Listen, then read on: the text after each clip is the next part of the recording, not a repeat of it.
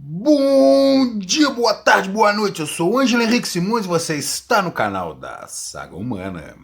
Se você é novo por aqui, seja bem-vindo. E se você gostar do vídeo, então se inscreva no canal e leia o meu livro, A Saga Humana, que você encontra na Amazon e em outros pontos da internet. E se você já é inscrito aqui no canal, saiba que agora você pode se tornar um membro do canal. Por meio dessa opção, você se aprofunda nos assuntos tratados nos vídeos, ao mesmo tempo em que apoia o canal. Escolha uma entre as 3 opções de assinatura e torne-se um neófito, um adepto ou um iniciado. E, sem perda de tempo, vamos logo pro vídeo da semana e, enquanto rola a vinheta, já sabe, né? Já vai deixando o seu like, porque eu garanto que vai valer a pena.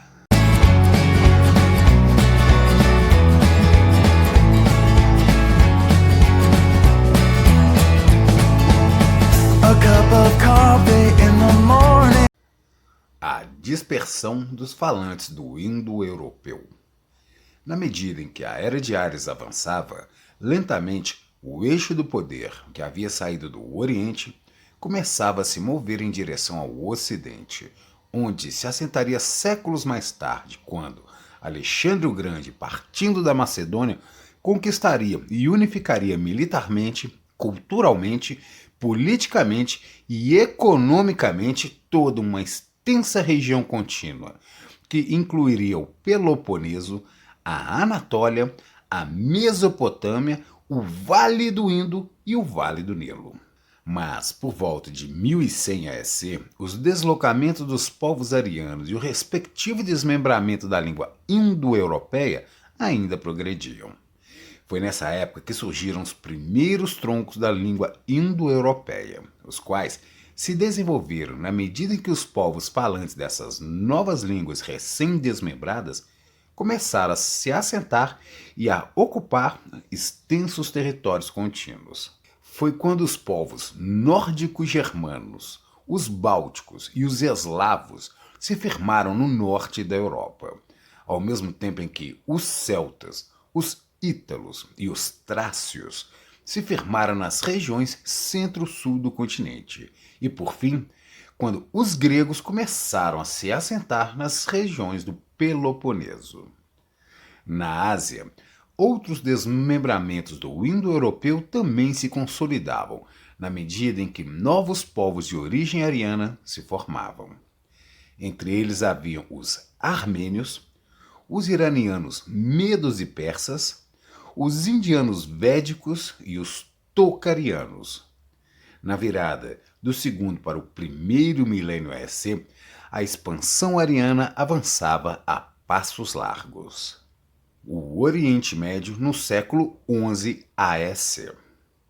Por volta de 1100 AEC, na região do Levante, surgia o alfabeto fenício, o qual era composto por 22 letras, todas consoantes, e que nascia como uma derivação direta do anterior alfabeto semítico. O alfabeto fenício serviria de base para o futuro alfabeto grego, o qual daria origem ao alfabeto latino, que, por sua vez, se tornaria o sistema de escrita mais utilizado no nosso tempo, sendo empregado pela maior parte dos falantes modernos das línguas derivadas do tronco indo-europeu. Em 1070 AEC, enquanto o alfabeto fenício começava a ser utilizado, o Egito mergulhava no terceiro período intermediário. Mas, diferente dos períodos intermediários anteriores, que duraram não mais do que um século e meio, dessa vez o período de instabilidade duraria cerca de 4 séculos e marcaria o início de um lento e irreversível declínio dessa civilização. Durante o terceiro período intermediário, que engloba da 21ª à 25ª dinastia, o Egito foi fragmentado entre dinastias paralelas, conquistado e dominado por estrangeiros e tornou-se palco de instabilidade crônica e de conflitos civis. Essa sucessão de eventos aconteceu, ora em sequência, ora intermediado por curtos períodos de estabilidade, e só chegaria ao fim por volta do ano 660 AEC. Mas antes que o século XI AEC chegasse ao fim, numa época em que o Egito inaugurava o terceiro período intermediário da sua história e a Fenícia, localizada no norte do Levante, atingiu seu apogeu, no sul do Levante, em 1021 AEC, o reino de Israel era fundado pelos semitas israelitas, numa região que até então foi chamada de Canaã por esse povo. Mas o fato é que na virada do segundo para o primeiro milênio AEC, a região ao redor do Mediterrâneo atravessava um tenso momento da sua história, que alguns autores chamam de a Idade das Trevas, enquanto outros o nomearam como o colapso da Idade do Bronze. O retrocesso civilizacional no Mediterrâneo.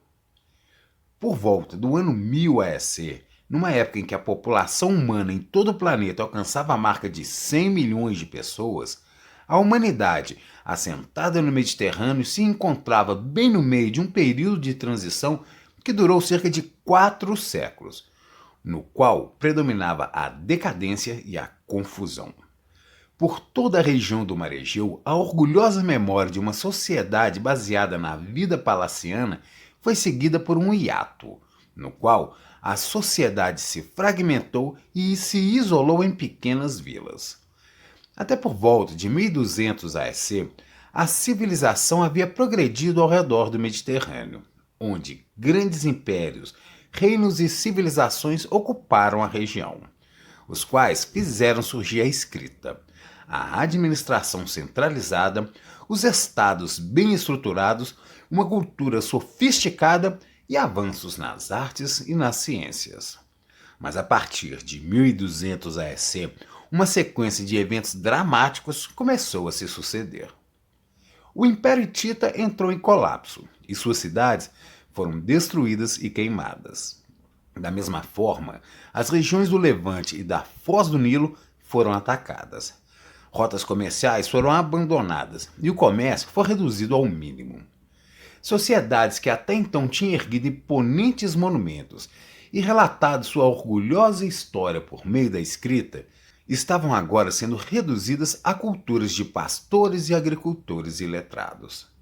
Até pouco tempo atrás, os cientistas não sabiam qual havia sido o motivo desse retrocesso, mas pesquisas arqueológicas recentes encontraram a origem de toda essa confusão. Bárbaros saídos de ninguém sabe onde. De maneira geral, esses bárbaros são coletivamente identificados pelos eruditos como os povos do mar. Mas os historiadores e os arqueólogos não sabem muito sobre eles e discutem até que ponto esses povos do mar seriam uma população única ou um amontoado de diferentes grupos que apenas se aproveitava do hiato civilizacional do Mediterrâneo para atacar e pilhar. Entre as teorias mais aceitas sobre os povos do mar, parece convergir o entendimento de que eles chegaram primeiro na Anatólia, depois avançaram sobre a costa do Levante e, na sequência, atacaram o Egito. Alguns autores associam as origens dos povos do mar aos desmembramentos que surgiram em consequência da Guerra de Troia.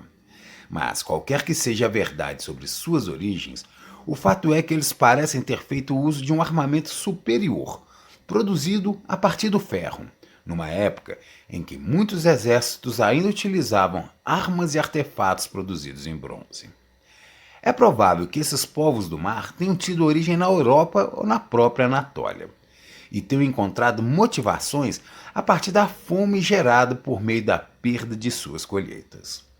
Alguns eruditos os relacionam a povos anteriores, os quais teriam chegado às regiões mediterrâneas do norte da África, acompanhado de suas famílias e usando carros de bois quando começaram a se instalar na Líbia, a oeste do Egito. Mas o fato é que esses povos do mar se deslocavam por terra e por mar, e, segundo alguns registros daquela época, eles tinham estatura maior do que os egípcios e tinham diferentes origens, mas sempre chegavam vindos do norte. Esses povos do mar culminaram por dominar grande parte do litoral mediterrâneo, da Anatólia a Canaã, mas não deixaram muitas pistas nessas regiões, de forma que os cientistas não conseguem rastrear seu movimento no desenrolar da história. Como resultado, a sequência da sua história é desconhecida, mas é geralmente aceito que um grupo descendente desses povos do mar acabou se estabelecendo na região de Canaã e se envolvendo com a posterior origem dos filisteus, um povo que, acredita-se, reúne origens tanto arianas como semitas. De qualquer forma, esse conturbado período de transição ao redor do Mediterrâneo duraria até por volta de 750 AEC, quando só então o ferro se popularizaria, a civilização mediterrânea retomaria o ritmo do progresso, a escrita voltaria a ser comum, entidades políticas ressurgiriam e sociedades vibrantes reapareceriam. Essa seria a época do início do período da antiguidade clássica da nossa história, quando surgiriam Grécia e Roma. Mas por volta do ano 1000 AEC, os povos do mar ainda estavam espalhando o caos e a desordem por toda a região do Mediterrâneo. E as evidências parecem sugerir que eles provavelmente tivessem uma origem ariana. Enquanto isso, no Oriente da Ásia, por volta de 1000 AEC, uma ampla região contínua se encontrava sob o governo da segunda dinastia chinesa, a dinastia Zhou. Mesmo antes da queda dos Xiangs, que formaram a primeira dinastia chinesa, os Zhou já lideravam uma forte nação, que se localizava a oeste dos Xiangs. A tradição confucionista descreve o primeiro rei Zhou como sendo um bárbaro vindo do ocidente, o que deu combustível para as teorias que defendem haver uma ancestralidade turca dessa dinastia. Mas as evidências linguísticas não dão suporte a essas hipóteses. Na tradição chinesa, os líderes Zhou subjugaram os Shang e legitimaram seu domínio invocando direitos divinos. Mas o fato é que os Zhou integravam uma aliança composta por 8 nações e conseguiram subjugar os Xiangs por volta de 1050 AEC. Devido ao fato de que as tropas Xiangs terem se rebelado contra a crueldade na qual eram submetidas pelos seus líderes. Os Zhou introduziram a tradição da sucessão do trono de pai para filho, substituindo a tradição anterior adotada pela dinastia Shang, na qual a sucessão era feita entre irmãos. Nessa época, a China adotava uma organização onde havia esferas de governo sobrepostas, onde a esfera menor recolhia e transferia tributos para a esfera maior. Os governantes das esferas inferiores eram colocados no cargo pelo rei, também chamado de Filho do Céu, que governava como um monarca absoluto. Toda essa organização lembra muito o sistema feudal da Europa, o qual levaria ainda cerca de 1,5 milênio para começar a surgir. E, na distante Mesoamérica, por volta de 1000 AEC, nas regiões onde hoje se encontra o sul do México, a civilização olmeca prosperava. De maneira geral, os olmecas viviam em pequenas aldeias compostas por várias construções dispersas, espalhadas sobre terrenos mais elevados, sendo que algumas delas tinham um templo modesto. Nessas aldeias, os olmecas viviam em sociedades bastante igualitárias, mas nos poucos centros que existiam, a sociedade olmeca era significativamente centralizada e hierarquizada. Esses padrões haviam chegado primeiro em São Lourenço e depois em La Venta. Complexos de cidades-templos já haviam sido construídos nessas duas cidades maiores e também em Três Zapotes e Laguna dos Cerros, entre outras localidades da zona olmeca. A centralização demográfica nessa região próxima ao Golfo do México sugere que havia uma elite capaz de exercer controle sobre matérias-primas, o que inclui pedras para construções, a fim de exercer liderança e legitimar o poder. Mas os cientistas discutem até que ponto esse controle era exercido nas regiões mais afastadas. Alguns autores acreditam aos olmecas a criação do jogo de bola mesoamericano e da primeira escrita surgida na região, a qual serviria de base para os povos que o sucederiam. também são frequentemente creditados aos Olmecas a invenção do zero e o desenvolvimento dos elementos encontrados no posterior calendário longo maia, bem como a introdução das primeiras divindades da região, as quais seriam adotadas pelas civilizações posteriores por meio dos processos de sincretismo religioso. Mas todos esses créditos que são atribuídos aos Olmecas não figuram como temas consensuais entre os cientistas.